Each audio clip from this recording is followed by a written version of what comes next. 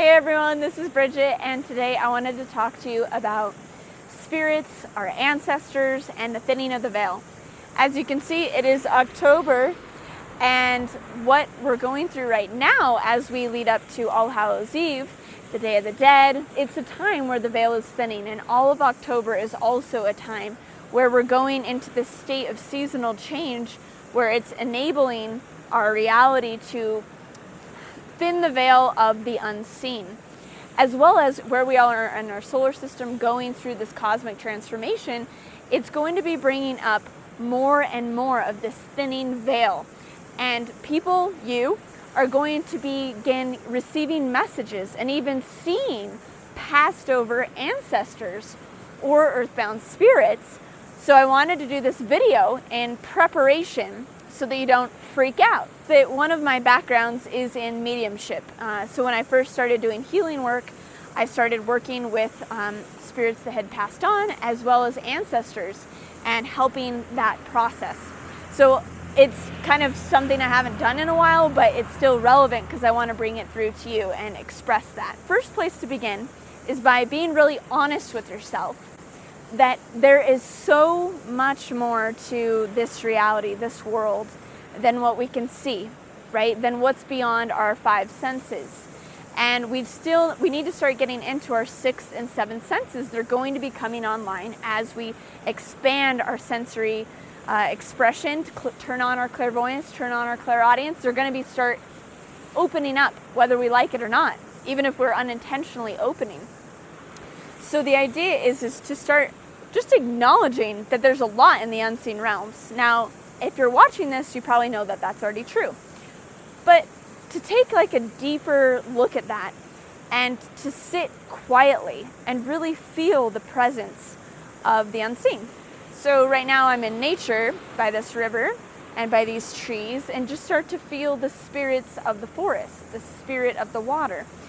Everything has a Davic energy. And as we're talking about the ancestors, as we're talking about earthbound spirits, it starts to change form a little bit. And we've been trained to be very scared of these energies, when really it's a very natural thing. There's cultures all around the world, probably every culture has a tradition of honoring the ancestors, of honoring those that have passed, and acknowledging that it's something that we can experience in this reality. So first of all, this idea of when you're alone, you're never really alone. There's always someone or something with you. Now, a lot of the time, I love being alone. It's your guides, it's your angels, it's benevolent beings. But sometimes you know that feeling, and to start to get into that feeling of when you're like, something's at the door, something is going on, and beginning to let that be okay and acknowledge it, because when we start acknowledging these energies, then we can work with them, we can heal them, we can assist them, and then they don't unconsciously then start to plague our own lives unconsciously, which is no bueno. Well, let's start looking at what creates a ghost, what creates a spirit that is no longer in a body, that can manifest, whether it's vocally, whether it's just a feeling sense, whether it's visually, in our reality. So an earthbound spirit or a ghost is a person. That's first and foremost to note. It's a person that has passed away, that has either passed away in some kind of trauma, like crazy trauma, or passed away in a way that they don't know that they died. So it could be a car accident, it could be a drug overdose, an alcohol overdose, it could be something, shot with a gun, all kinds of crazy stuff. And when that happens, the spirit doesn't know that it is dead. And if it doesn't know that it is dead, it's caught in this loop, this cyclical loop and time changes then for the spirit. And it's caught actually in the rhythms of the times of day and the times of year. And so it will reenact, rework this enactment of this death or this experience until it comes to fruition, until it can realize what has happened. That's where we come in. So just to understand like what that process is and what that spirit has gone through. And Patrick, my boyfriend, was also telling me via Steiner work that also if there's karma, like sensual desire that hasn't been fully resolved in an incarnation, that desire will keep them earthbound to this realm. And so they'll be stuck until they fulfill that. But the challenge is they don't have a body to fulfill that, so they're looking for a host. Now, none of this is done maliciously necessarily, because they're not really aware.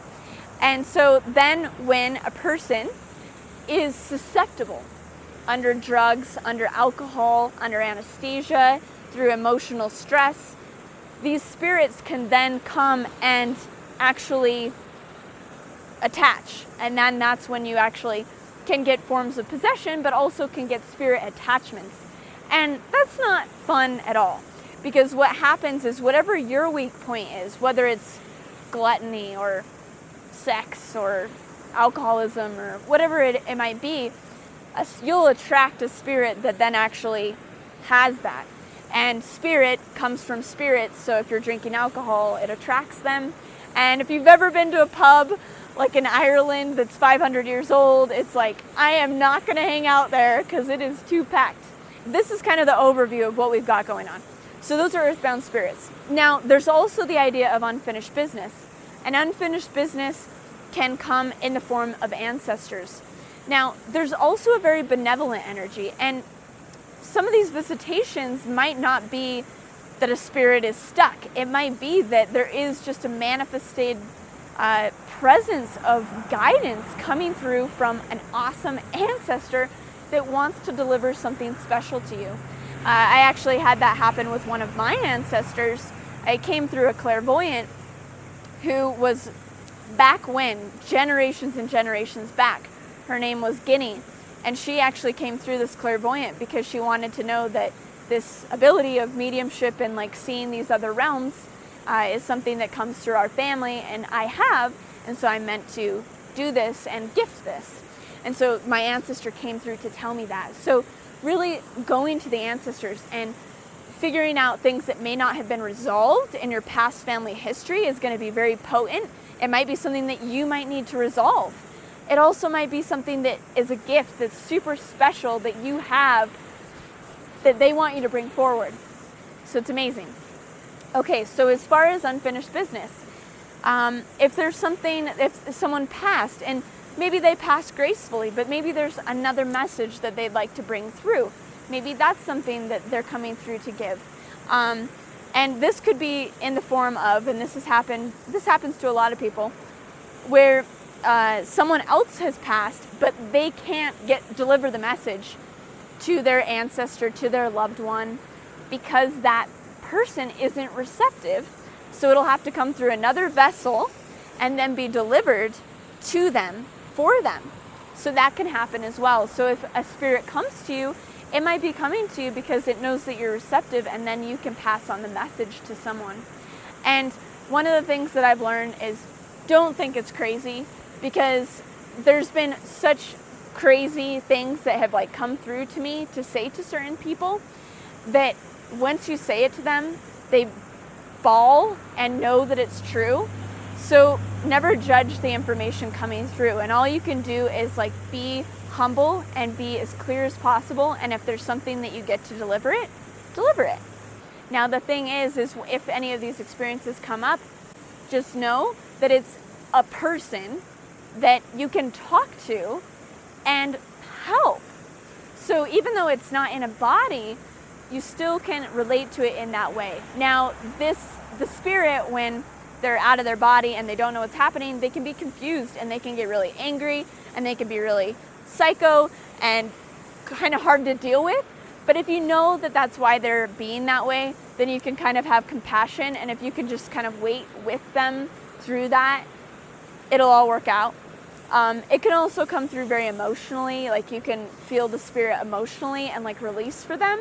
That's one of the things that I do, is I release for spirits. The last thing I want to say in this video, as we approach Halloween, again, like I just said in my past video about hibernation and Christmas time, about that being a time to really settle down, Think about it. This is Halloween, dude. This is when the veils are thin. This is a time to really be able to communicate with these ancestors, to really like take in not only communications with ancestors and spirits, but to really be able to communicate with the planet, with Earth, with other dimensions. So for me, this is a really sacred time. It's a time to really go within, to hear the messages, to assist. I mean, it's what we look forward to like all year. And if you're watching this when it's not Halloween, this is ever present in our reality right now as these worlds, as these realities are coinciding. The veil is thinning, the unseen is becoming seen. So whenever you're watching this, just really take it in and begin this communication, begin to open up those capacities that we've had for generations and lifetimes that we're meant to connect with more than beyond ourselves. So I hope that's been helpful and awesome. So if you like videos like this, please like and subscribe and share with your friends, and utilize this timing in October and for Halloween to really take in these energies of the thinning veil and play with them and work with them and communicate with the other side in a really positive way that brings gifts to yourself and gifts to these other beings.